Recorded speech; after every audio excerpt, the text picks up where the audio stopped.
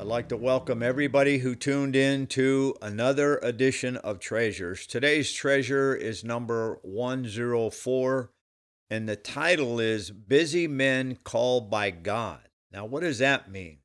That's what we're getting ready to find out. God calls people who are busy men occupied with some kind of calling in their life. In other words, what kind of work were they doing before God called them into His service? So, we're going to look at 10 examples today and who they are and what they were doing, and then God called them. The first one is Amos. He was a shepherd. Amos chapter 7, verses 15 and 16 out of the New King James Version reads this way: Then the Lord took me as I followed the flock, and the Lord said to me, now he's hearing an audible voice. Think about this. Go, prophesy to my people Israel.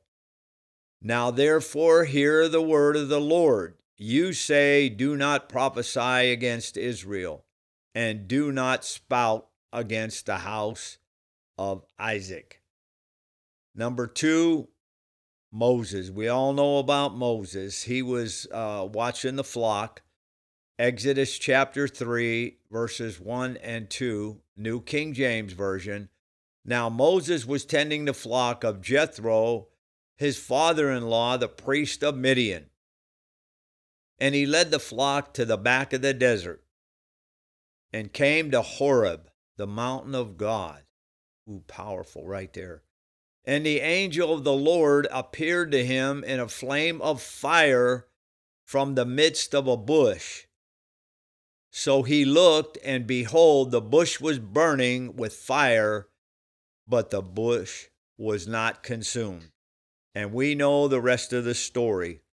Moses was called by God to go to the most powerful man in Egypt, Pharaoh, and say these famous words, "Let my people go." The next one is Gideon. He was threshing wheat. We're going to read out of Judges chapter 6, verses 11 and 12, New King James Version. Now the angel of the Lord came and sat under the terebinth tree, which was in Ophrah, which belonged to Joash the Abiezrite, while his son Gideon threshed wheat in the winepress in order to hide it from the Midianites. And the angel of the Lord appeared to him and said to him, "The Lord is with you, you mighty man of valor." Can you imagine, my brothers out there, God saying that to you, mighty man of valor? And we know the story. Gideon, with 300 men, defeated the Midianite army, which was over 130,000 men. Who helped him? God. Samuel the child. In 1 Samuel chapter 2, verses 18 and 19, New King James Version, but Samuel ministered before the Lord, even as a child. Think about that. Wearing a linen ephod. Moreover, his mother used to make him a little robe and bring it to him year by year when she came up with her husband to offer the yearly sacrifice. Next one, we know this person. Saul, while hunting his father's mules. 1 Samuel chapter 9, verses 18 through 20, New King James Version. Then Saul drew near to Samuel in the gate and said, "Please tell me, where is the seer's house?" Samuel answered Saul and said, "I am the seer," or prophet. "Go up before me to the high place, for you shall eat with me today, and tomorrow I will let you go and will tell you all that is in your heart." Wow, God's going to tell him what's in Saul's heart. "But as for your donkeys that were lost 3 days ago, do not be anxious about them, for they have been found. And on whom is all the desire of Israel? Is it not on you and on all your father's house?" David, another shepherd. 1 Samuel chapter 16, 11 through 13 of the verses, New King James Version. And Samuel said to Jesse, "Are all the young men here?" Then he said, "There remains yet the youngest, and there he is, keeping the sheep." And Samuel said to Jesse, "Send and bring him, for we will not sit down till he comes here." So he sent and brought him in. Now, he was ruddy with bright eyes and good looking. And the Lord said, "Arise, anoint him, for this is the one who was going to be the future king." Then Samuel took the horn of oil and anointed him in the midst of his brothers. And, listen to this part, the Spirit of the Lord came upon David from that day forward. Can you imagine? That's powerful right there. So Samuel arose and went to Ramah. Next one, Elisha from plowing. 1 Kings chapter 19 and verses 19 and 20, New King James Version. So he departed from there and found Elisha, the son of Shaphat, who was plowing with 12 yoke of oxen before him, and he was with the 12th. Then Elijah passed by him and threw his mantle on him. Verse 20. And he left the oxen and ran after Elijah and said, "Please let me kiss my father and my mother, and then I will follow you." And he said to him, "Go back again, for what have I done to you?" The next one, there's two brothers, Peter and Andrew. What were they? Fishing.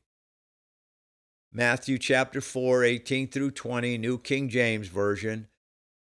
And Jesus, walking by the Sea of Galilee, saw two brothers, Simon called Peter and Andrew his brother, casting a net in the sea, as they were fishermen. Then he said to them, "Follow me, and I will make you fishers of men." They immediately left their nets and followed him.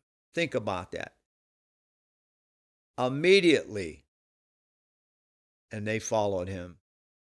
Next one is Matthew, called from the tax office. Matthew chapter 9, verse 9, a New King James Version. As Jesus passed on from there, he saw a man named Matthew sitting at the tax office. And he said to him, "Follow me." So he arose and followed him immediately. That's powerful. This last one, we all know his history very well. Paul, from persecuting and killing the saints. That was his profession. He was a Pharisee, and he was always going to the priest, the high priest, "Give me another warrant, give me this, so I can put these Christians in prison or have them actually killed." Acts 9, verses 1 and 2, New King James Version.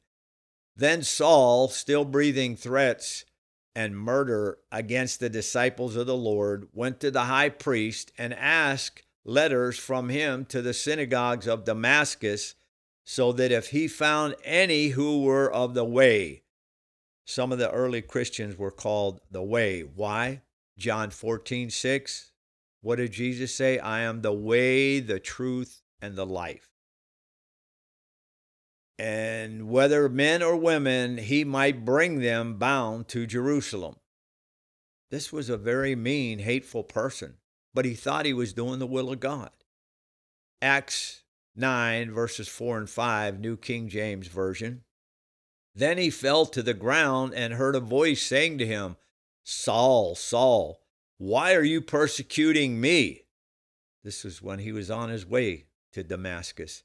And he said, "Who are you, Lord?" Then the Lord said, "I am Jesus, whom you are persecuting. It is hard for you to kick against the goads." So think about this. The Lord said, "I'm going to use this man, but he's going to pay a heavy price." Let's read on. Acts chapter 9, 15 and 16, New King James Version. But the Lord said to him, Go, for he is a chosen vessel of mine to bear my name before Gentiles, kings, and the children of Israel. Now listen to this part. For I will show him how many things he must suffer for my name's sake. Wow. So think about this. God called me, and here I am preaching the gospel, doing these videos, and I was nothing special. My point is, God can use all of us. It doesn't matter what occupation you're in, what you're currently involved in. If you hear the voice of that Lord, that small, still voice, they were actually hearing audible voices back in the Bible times. Think about that. So I hope this treasure has encouraged you, helped you in some way. And until we meet again, may the Lord bless you and keep you in 2024.